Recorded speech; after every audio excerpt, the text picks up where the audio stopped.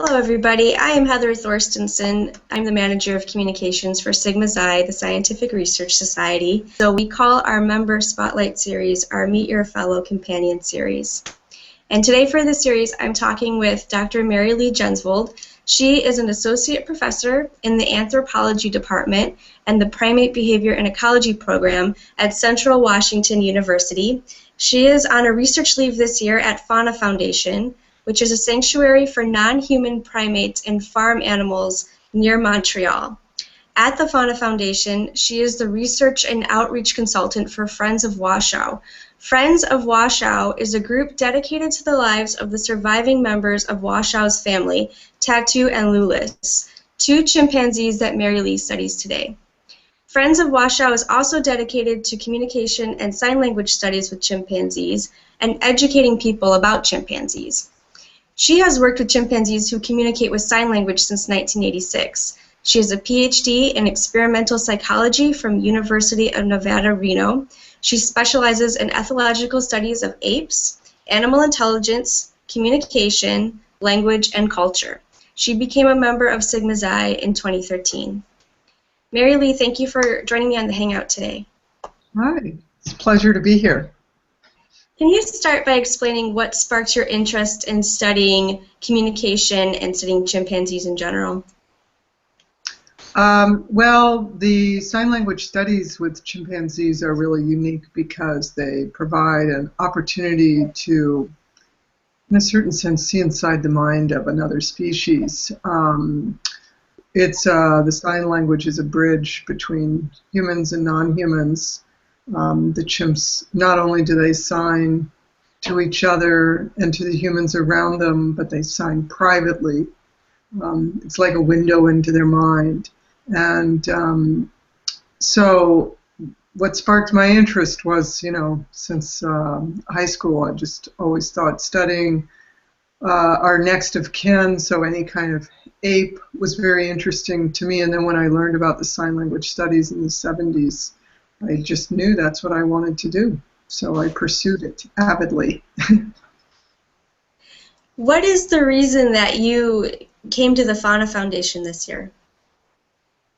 Well, over the years, Washoe's family, originally there were 5 chimpanzees at Central Washington University, Washoe and Moja, Tatu, and Loulis. And over the years, with attrition, Moja died in 2002, then Washoe in 2007, and then Dar died in 2013. And at that point, we either had to bring new chimpanzees to Central Washington University, or we had to find other chimpanzees for Tatu and Loulis to be with. Chimpanzees are incredibly social species, and it's really important that they be in a highly social environment. And it's not that social just being with one individual. So Friends of Washoe, who was responsible for the care of Tatu and Loulis, began a search for a place for them to go because it wasn't going to work to bring chimps to Central Washington University because they're in drastic budget cuts. So Fauna Foundation was the best place. Fauna Foundation already at the time had 11 other chimpanzees. One of them has since died, and those chimps come from a variety of backgrounds. So some are retired from biomedical research. There's 2 there that were cross-fostered like Tatu and used in behavioral studies here in Canada, and then some came in from zoos. So it was going to be very easy for them to quickly meet other chimpanzees and get integrated into a social group, which has happened. So I spent a year after they left doing research from afar, and it's really better facilitated here in situ. And also I'm working with Friends of Washoe and Fauna Foundation to develop internships. So we had a lot of educational programs at Central Washington University, and when the chimps left, the institute closed. And so a lot of educational opportunities were lost. So we're recreating those here at Fauna Foundation. So your job at the Fauna Foundation is really a mixture of those education and outreach opportunities, but you're also still doing your research and you're doing some grant writing. Is that right? Yes, yes. Writing private grants, really mostly for operating, because Fauna Foundation and Friends of Washoe are both nonprofit organizations. And then, so grant writing in that regard for operating funds. And then in terms of the outreach programs that I'm working with them on, we have a summer visiting intern program. It will be an 8-week program it's geared towards primarily students that are midway through, or they may be postgraduate.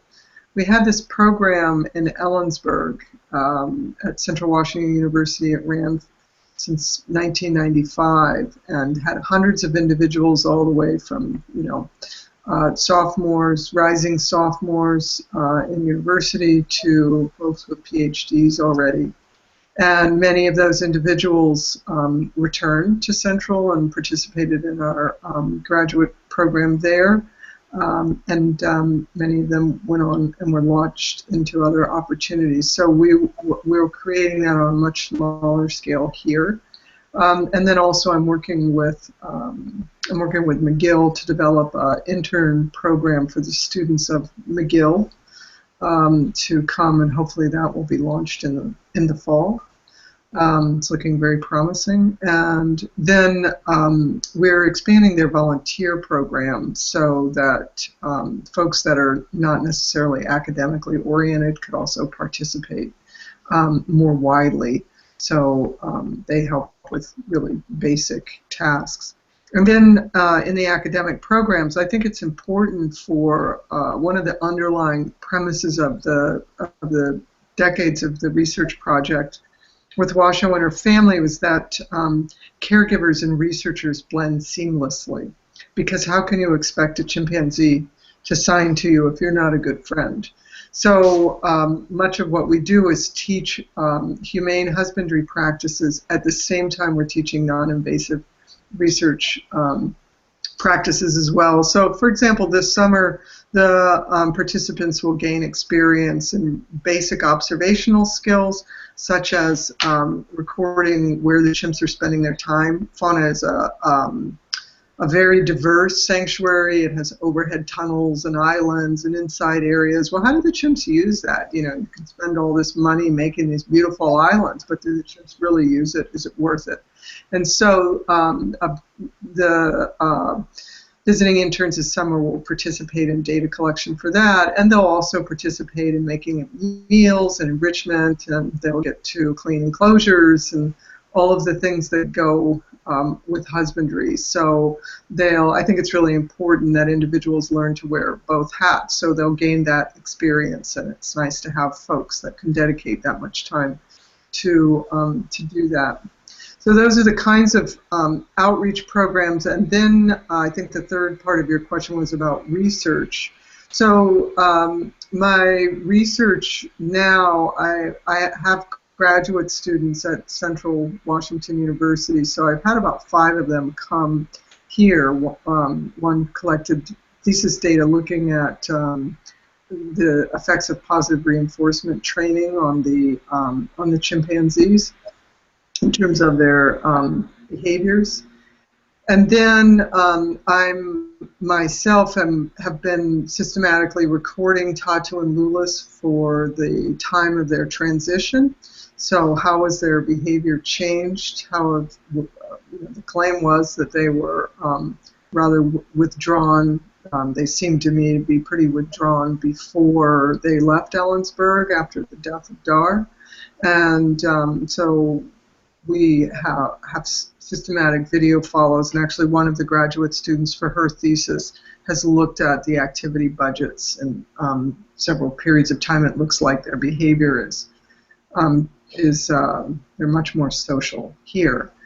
And then the other most interesting thing is the signing. You know, what will happen? Tatu and Loulis always have been in an environment surrounded by signing chimpanzees.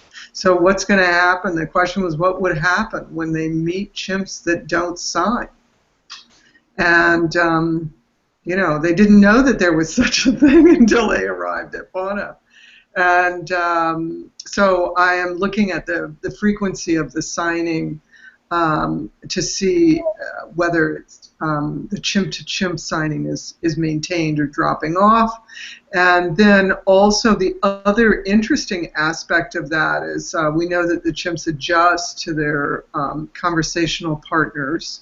And so they also have primarily been surrounded by human caregivers that know sign language. We required everyone to know sign language, and that's not a requirement at Fauna Foundation. So we have some folks that do know ASL and some that don't. And how do the chimps adjust to those individuals? So I'm recording information in that regard as well. And then, you know, I'm quite interested in looking at the other chimps, they're gesturing as well, and seeing what their gestures are, and perhaps will they be affected by Tatu and Loulis, the gestures that they use. Well, Loulis was the first non-human who learned a human language from another non-human. He learned it from other chimpanzees. So is the idea that maybe he will teach some sign language to the other chimpanzees? Well, the difference is the nature of their relationship. And, you know, Loulis was 10 months old, adopted by Washoe, and no human signed in his presence, except for very few signs, and then he learned from Washoe. He doesn't have that, you know, father-son relationship going here. There are other adult chimpanzees. So my guess would be more that that the other chimps may wonder, wow, and they do. You know, I could just tell you anecdotally, they'll watch. You know, I'll be having a conversation with Tatu, and you can see the other chimps are watching. It's like, what are you all doing? And what are you saying? You know, and whether they'll make the connection that if Tatu does this enough times, she gets a banana. You know, that's kind of an interesting question. And they've been here now almost a year and a half. And well, I don't know. You know, we've got to. We're still watching to see what will happen, but I wouldn't expect it to be like Washoe, the interaction between Washoe and Loulis, but more, you know, sort of wondering, wow. And actually, along the lines of Irene Pepperberg works with parrots, and the way that new parrots have learned is by observing the interaction between another parrot and a human. And then they sort of engage in that kind of interaction. So what has surprised you the most out of the research that you've done with studying chimpanzees and their communication with each other? Well, I think you know, I've been doing this for so long, I'm never really surprised. I'm always just amazed. But in all of the studies that have been done looking at aspects of their sign language, you know, we can talk about, usually people just talk about vocabulary size. But we can talk about, you know, my language, whatever language is, right? It's so difficult to define, but if you just talked about vocabulary size, that is a very limiting kind of a definition. So we can look at other kinds of things, grammatical techniques of American Sign Language. They use those, they modulate their signs. But then the other thing that they really, really do well is the whole sort of pragmatic aspect of sign language. So in the interaction, you know, we use words and we use grammar and those kinds of things. but it's seated in a context of pragmatics of this social interaction. And there's, the study in nonverbal behavior. You study all about the aspects of this interaction, how it's regulated by shifts in eye gaze, pauses, starts, stops, change in vocal intonation. You've got to get a topic started.